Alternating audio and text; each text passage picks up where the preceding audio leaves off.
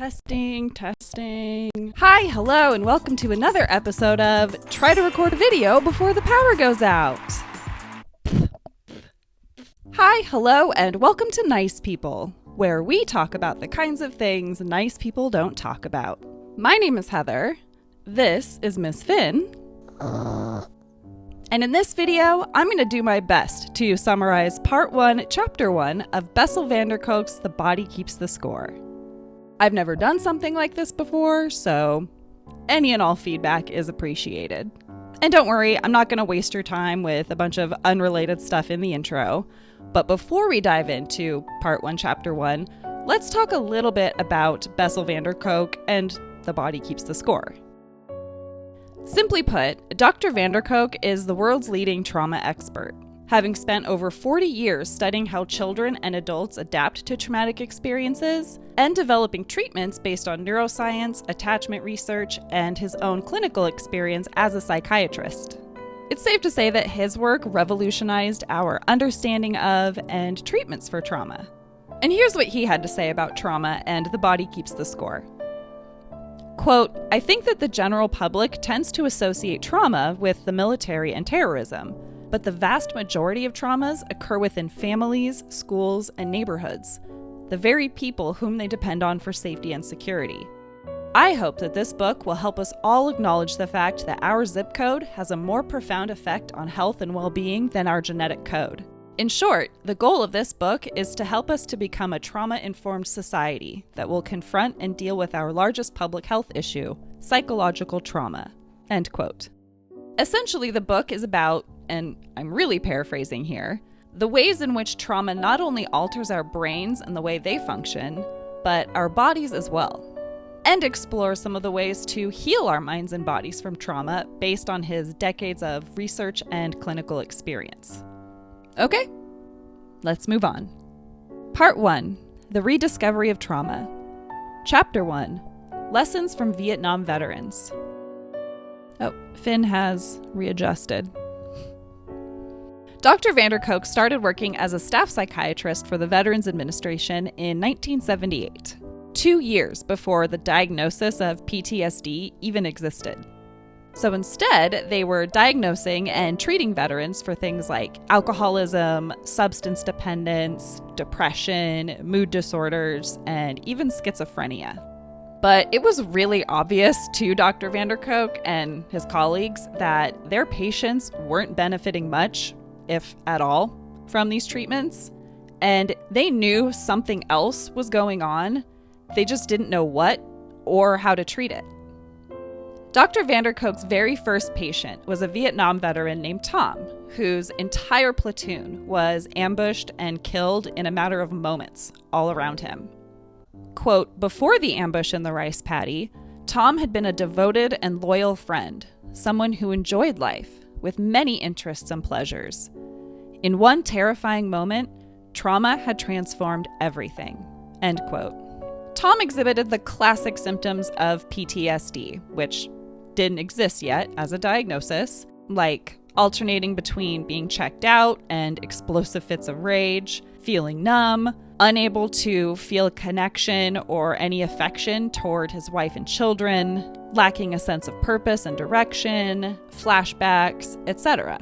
Dr. van der Kolk really wanted to help him, but much to his shock and dismay, Tom was very resistant to any kind of treatment or medication that might make him forget or move past what happened that day in the rice paddy. But instead of giving up on him or writing him off as just not wanting to get better, Dr. van der Kolk talked with Tom some more to try to get to the heart of why he didn't want to forget. And it turned out that Tom already knew the reason why. It was because he felt like he needed to be a living memorial to his dead friends and comrades, that he needed to continue having the flashbacks and nightmares so that their deaths wouldn't have been in vain. Really sad. Quote, "Tom's loyalty to the dead was keeping him from living his own life, just as his father's devotion to his friends had kept him from living. Both fathers and sons' experiences on the battlefield had rendered the rest of their lives irrelevant." End quote. That's such a heartbreakingly accurate way to describe untreated trauma, isn't it? It renders the rest of your life irrelevant. But what bothered Tom even more than the flashbacks and the nightmares was the memories of what he did after the ambush, in retaliation. I'm not going to describe the things he did. They're the worst things that you can do to people, particularly to women and children. If you're thinking it right now, he did it. All of it. Dr. Vanderkolk said that it took Tom months of working through paralyzing shame before he could even talk about it with Dr. Vanderkolk. And the memory of what he did, coupled with the shame he felt as a result, really negatively affected Tom's relationships with his wife and children. Quote, trauma, whether it is the result of something done to you or something you yourself have done, almost always makes it difficult to engage in intimate relationships. After you have experienced something so unspeakable, how do you learn to trust yourself or anyone else again? Or conversely, how can you surrender to an intimate relationship after you have been brutally violated? One of the hardest things for traumatized people is to confront their shame about the way they behaved during a traumatic episode, whether it is objectively warranted, as in the commission of atrocities, or not, as in the case of a child who tries to placate her abuser, end quote. Years later, after he left the VA, Dr. Vanderkolk encountered the exact same problems of shame and difficulties with intimate relationships in victims of CA. Quote, most of them suffer from agonizing shame about the actions they took to survive and maintain a connection with the person who abused them. This was particularly true if the abuser was someone close to the child, someone the child depended on, as is so often the case, end quote. And I came across this next quote in an article that was written more recently about Dr. Vanderkolk that said, quote, the reality, of course, is that being traumatized does make you a difficult person to get along with, because you suddenly get angry, you suddenly shut down, or you space out. But more difficult is to live that life, not being able to trust yourself. And there's always this internal pressure to step up to the plate and keep functioning. So the next piece is a profound feeling of shame about yourself and your reactions, end quote. Anyone else relate to that? The reorganization of perception. Dr. Vanderkolk conducted a study on 21 veterans using Rorschach tests that revealed the devastating ways that trauma alters our perception and imagination. I had always thought Rorschach tests were outdated or pseudoscience, but apparently they're not. Quote, the Rorschach provides us with a unique way to observe how people construct a mental image from what is basically a meaningless stimulus, a blot of ink. Because humans are meaning-making creatures, we have a tendency to create some sort of image or story out of those ink blots, just as we do when we lie in a meadow on a beautiful summer day and see images in the clouds floating high above. What people make out of these blots can tell us a lot about how their minds work, end quote. And according to Dr. Vanderkolk, quote, none of them mentioned dancing monks, fluttering butterflies, men on motorcycles, or any of the other ordinary, sometimes whimsical images that most people see, end quote. 16 of the 21 veterans saw depictions of traumatic battlefield memories and experienced full-blown flashbacks of the events. Quote, in that very moment in my office, Bill was obviously seeing the same images, smelling the same smells, and feeling the same physical sensations he had felt during the original event. 10 years after helplessly holding a dying baby in his arms, Bill was reliving the trauma in response to an ink blot, end quote. And what that revealed is that, quote, traumatized people have a tendency to superimpose their trauma on everything around them and have trouble deciphering whatever is going on around them. And traumatized people look at the world in a fundamentally different way from other people. For most of us, a man coming down the street is just someone taking a walk. A rape victim, however, may see a person who is about to molest her and go into a panic, end quote. I'm sure some of you can relate to that. I know I do. That's one of the reasons why it's so difficult for me to take Finn out for walks alone. But how the other 5 of the 21 men responded was even more alarming and revealing to Dr. Kolk. They didn't see anything at all. It's nothing.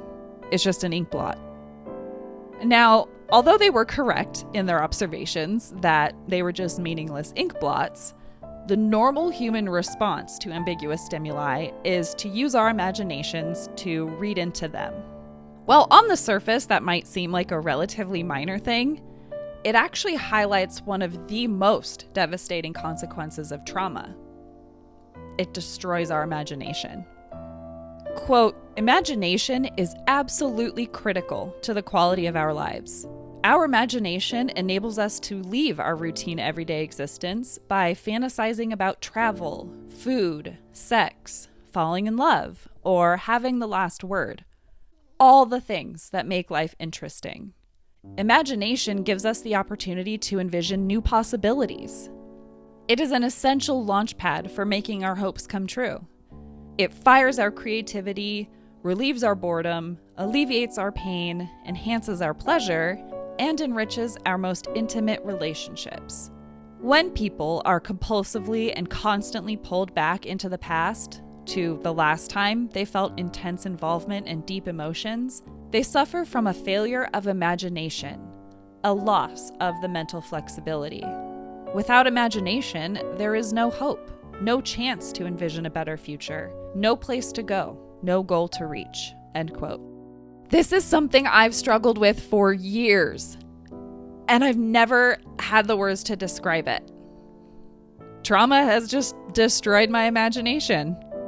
So in conclusion, the 5 men who saw nothing had lost their ability to let their minds play, whereas the other 16 men, quote, "were not displaying the mental flexibility that is the hallmark of imagination. They simply kept replaying an old reel." End quote. Stuck in trauma. Because the VA clinic was flooded with veterans seeking psychiatric care and therefore had a long wait list, Dr. Kolk took it upon himself to start running some support groups to try to help these guys in the interim. And they ended up teaching Dr. Kolk quite a bit about trauma.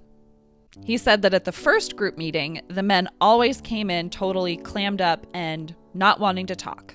But if they could just wait it out, whether it was 5 minutes, 10 minutes, or 45 minutes, eventually one of them would start talking and start sharing an experience. And as soon as that happened, the rest of them would come to life and start speaking with great intensity about some of their own experiences. And they'd come back week after week after week, sometimes even elderly men walking mild in a blizzard, just to make it to their support group. From this, Dr. Kolk concluded that, quote, "in the group, they found resonance and meaning in what had previously been only sensations of terror and emptiness. They felt a renewed sense of the comradeship that had been so vital to their war experience." End quote. And that trust and camaraderie extended to Dr. Kolk as well. In fact, they insisted that in order to be their doctor, he had to become part of their newfound unit, and even went so far as to give him caps and uniforms and other things to signify that he was one of them. Quote, "In retrospect, that gesture revealed part of the problem. You were either in or out. You either belonged to the unit or you were nobody. After trauma, the world becomes sharply divided between those who know and those who don't. People who have not shared the traumatic experience cannot be trusted because they can't understand it. Sadly, this often includes spouses, children, and coworkers." End quote. I think it's safe to say that the majority of military spouses have experienced this. I know I did with my ex-husband. I wish I would have understood better what he was going through, because at that time, there really wasn't a lot of information out there about PTSD or what it really looked like. And I don't know if this is still the case now, but back then, PTSD was talked about as if it was just difficulty adjusting to life back at home. And that given enough time, they would just eventually become themselves again and everything would be fine. And that's just not the case. What they needed was psychiatric help, but they couldn't seek out any kind of psychiatric care because it would threaten their job. And after reading this chapter, I understand a lot more how it wouldn't have just been losing their jobs. It would have been losing the people that helped give them resonance and meaning in what would otherwise be sensations of terror and emptiness. But anyway, getting back to Dr. van der Kolk, he said that the support groups, although helpful, still had their limitations. Because whenever Dr. van der Kolk would try to get them to talk about the issues in their daily lives, like relationships, jobs, finding satisfaction in their work, their heavy alcohol use, etc., they'd balk and resist and instead retell the same traumatic experiences. Quote, "Whether the trauma had occurred 10 years in the past or more than 40, my patients could not bridge the gap between their wartime experiences and their current lives. Somehow, the very event that caused them so much pain had also become their sole source of meaning. They felt fully alive only when they were revisiting their traumatic past." End quote. I found this part really surprising, actually, because for me, with my non-war related trauma and PTSD, I feel like I have the opposite reaction. Like, I don't want to talk about my trauma, and I certainly don't feel fully alive when I do. In fact, I just struggle to not dissociate. So I wonder if there is a difference there between maybe wartime memories and PTSD and people who have PTSD from non-war related experiences. I don't know. Maybe we'll get into that later on in the book. Let me know in the comments, though, if you guys have any answers or insight into that. A real turning point came in 1980 after a group of Vietnam veterans successfully lobbied the American Psychological Association to create a new diagnosis, post-traumatic stress disorder, or PTSD, comprised of a cluster of symptoms shared by veterans. In light of this new diagnosis, Dr. van der Kolk proposed a study of the biology of traumatic memories to the VA to try and determine if the memories of those suffering from PTSD differed from those who didn't. Because, quote, "For most people, the memory of an unpleasant event eventually fades or is transformed into something more benign. But most of our patients were unable to make their past into a story that happened long ago." End quote. The VA rejected his proposal, saying that, quote, "It has never been shown that PTSD is relevant to the mission of the Veterans Administration." End quote. Oh, how times have changed. Oh, hey, Pug. Just such a good girl. So, feeling like the VA's views of reality were so at odds with his own, Dr. van der Kolk resigned and took a position teaching at the Massachusetts Mental Health Center. But much to his surprise, he was confronted on a daily basis with the exact same issues he had studied and treated in his patients at the VA. Quote, "My experience with combat veterans had so sensitized me to the impact of trauma that I now listened with a very different ear when depressed and anxious patients told me stories of molestation and family violence. I was particularly struck by how many female patients spoke of being sexually abused as children. This was puzzling, as the standard textbook of psychiatry at the time stated that incest was extremely rare in the United States, occurring about once in every million women. Given that there were then only about 100 million women living in the United States, I wondered how 47, almost half of them, had found their way to my office in the basement of the hospital." End quote. Oh, it gets worse, because the standard textbook of psychiatry didn't just say that incest was rare. It practically endorsed it. saying, quote, "There is little agreement about the role of father-daughter incest as a source of serious subsequent psychopathology, and that such incestuous activity diminishes the subject's chance of psychosis and allows for a better adjustment to the external world," end quote. Disgusting! So there's that. According to Dr. Kolk, quote, "My patients with incest histories were hardly free of subsequent psychopathology," end quote. In fact, they exhibited many of the same symptoms as the veterans he'd worked with. A new understanding. Quote, "We have learned that trauma is not just an event that took place sometime in the past. It is also the imprint left by that experience on mind, brain, and body. This imprint has ongoing consequences for how the human organism manages to survive in the present. Trauma results in a fundamental reorganization of the way mind and brain manage perceptions. It changes not only how we think and what we think about, but also our very capacity to think. We have discovered that helping victims of trauma find the words to describe what has happened to them is profoundly meaningful, but it usually is not enough.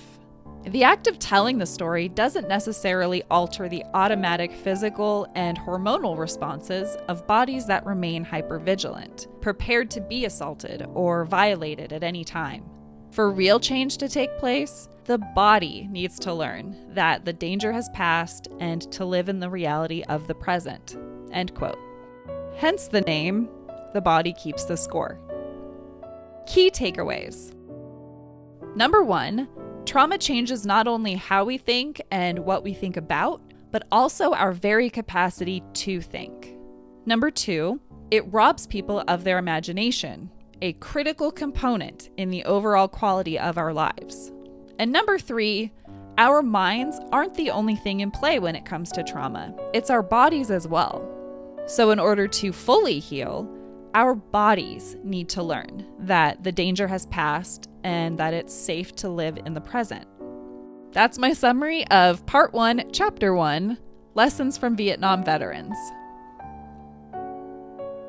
Do you feel like you understand what the chapter was about? Did I ramble on too much about things that didn't matter? Please let me know in the comments if you have any suggestions for how I can improve this content going forward. I really encourage you guys to put all of your thoughts down in the comments so we can talk about it. And next time, we'll be covering Part 1, Chapter 2, Revolutions in Understanding Mind and Brain. Thank you for joining me, and if you liked this video, please consider liking it. It helps out the channel a lot and validates me as a human being. Also, if you want to join us in being one of the nice people who talk about things like this, be sure to subscribe before you go. Like, subscribe, comment, blah, blah, bloody blah. Thank you very much. Do you have any uplifting or inspirational words for the nice people?